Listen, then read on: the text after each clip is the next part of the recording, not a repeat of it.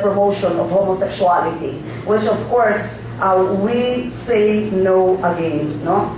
And look at how much money is being given by the UNFPA. They have mind-boggling amount of money.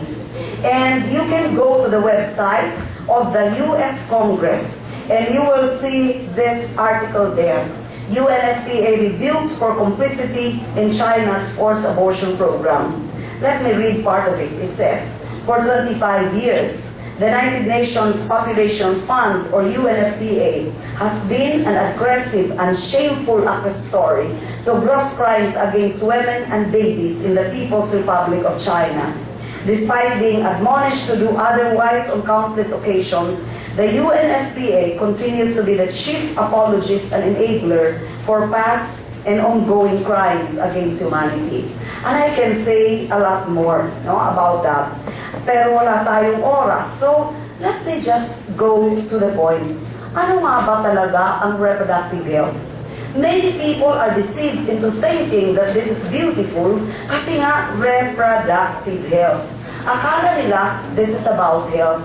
But let me tell you, my dear students and professors, that reproductive health is not a medical term. It is not about health. It is actually a marketing term for abortion, created in the 1980s by abortion rights activists. I was still in the Department of Health when the reproductive health program was launched, no? Long ago, many years ago. And you know who was the model? It was former Bold star Rosanna Roses in a very seductive post, no? On reproductive health. And it was part of a repositioning strategy because they, including the United Nations, which is the #1 death peddler, wanting to legalize abortion all over the world. They want to legalize it. They want to force our government to legalize abortion. And of course, they know that abortion is abhorrent, even in countries which are not Catholics. So they had to find a term. At ang nakita nila, ang reproductive health. You can go to YouTube and see the testimony of U.S. Secretary of State Hillary Clinton during her testimony in U.S. Congress when she was asked by Congressman Smith whether indeed reproductive health includes abortion.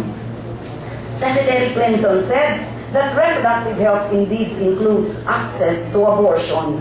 And in fact, she has repeated this in her many speeches where she said, you cannot have maternal health without reproductive health, and reproductive health includes contraception and access to legal, safe abortions. Meron nga bang safe abortions? In a little while, I will show you. Sabi pa ni Hillary Clinton, who is rabidly pro-abortion and pro-RH, the choice to carry or kill an unborn child should be available for all women. Payag ba kayo doon? Kaya nga, when I spoke in a university, sabi ng isang women lawyer feminist, sabi niya, a fetus, ay lang tawaging baby, is just an intruder in the womb. Sabi ko naman po, bakit naman naging intruder yung baby doon sa loob ng sinapupunan ng babae? Lumukso lang ba yung baby doon sa loob ng tiyan? Hindi naman po. Alam natin that even only a minute of sexual intercourse can actually make you pregnant already. Sasabihin nila ngayon, unplanned, unwanted, mistimed pregnancy. So, sabi nga nitong mga streamers ng mga kabataan sa Amerika, alam niyo po sa Amerika, every year, every January 3rd week, they have a March for Life.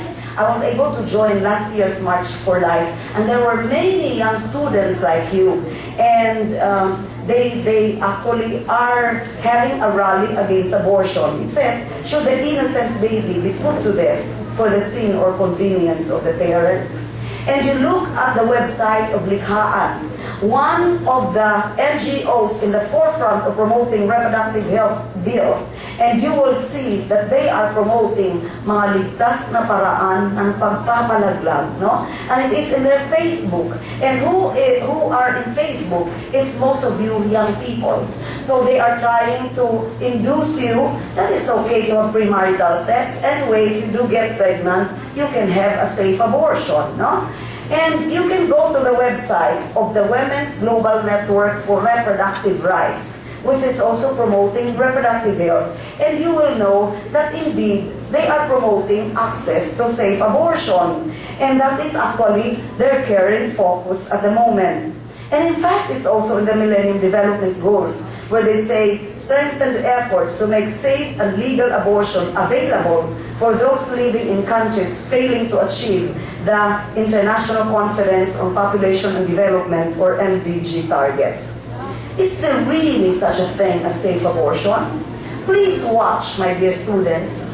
I know that they are not good to look at, but I beg you, look at them. If you want to watch an abortion video, I can show you a 6-minute video which is titled The Hard Truth. And you will realize there whether indeed there is such a thing as safe abortion. So tingnan ninyo, this one, no?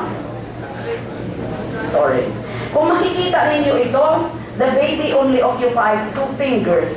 This one, 3 fingers. Pero tingnan niyo ulit ng mabuti. Eh kung makikita nyo, talaga namang taong-tao na siya, di ba? Nandyan yung kanyang ulo, lahat. So tingnan ninyo, is there really such a thing as safe abortion? Look at how a baby looks like at 1 month of age. You have to know that even before the mother knows that she's pregnant, from 3 weeks from conception, no, or the meeting of the sperm and the egg, the heart of the baby is already beating. So even before the mother knows that she's pregnant, the heart of the baby is already beating. At 6 to 8 weeks, or 1.5 months to 2 months pregnant, all the organs of the baby are already present. The head is complete, the face, the mouth, the tongue are formed, the brain is complete. And of course, the baby can already respond to tickling. And at the same time, the baby can already feel the pain. Have you watched the video, The Silent Scream? It was filmed by former abortionist Dr. Bernard Nathanson, one of the biggest abortionists of all time.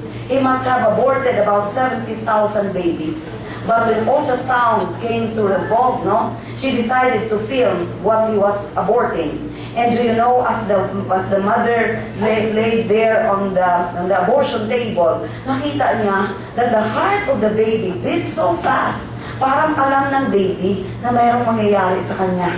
And when the abortion device was inserted into the right, the baby would escape to the left. And when the abortion device would be inserted to the left, the baby would escape to the right. Ganon din ang nangyari kay Abby Johnson, former director ng isang abortion clinic sa Amerika.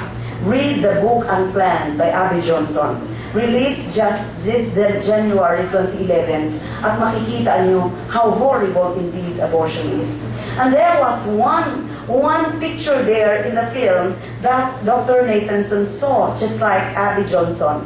Nakita niya yung baby, parang gagawin, para bang the baby was shouting, "Mom, what are you doing to me? I feel the pain. Please save me." Pero of course, the baby inside the womb cannot yet speak. Kaya itinitle ni Dr. Bernard Nathanson na The Silent Scream. Porque ba't ang baby hindi pa pwedeng makapagsalita o makapagdepensa sa kanyang sarili? Pwede na lang nating patayin, no?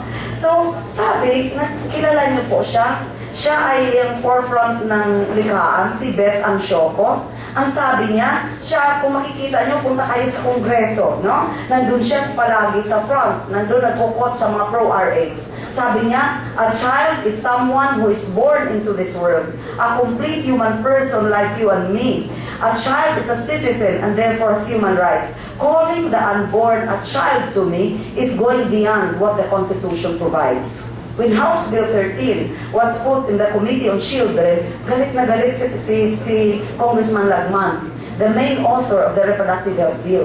Kasi sabi niya, ang baby doon sa loob ng sinapupunan, hindi pa naman daw tao yan. So wala pang rights. Excuse me, how do we call in Tagalog, how do we call yung pregnant woman? Nagdadalang tao, di ba? Hindi nagdadalang butike. So alam natin na talagang tao yung dinadala. Pero yung mga pro-RX, sabi nila, hindi pa daw yung tao, no?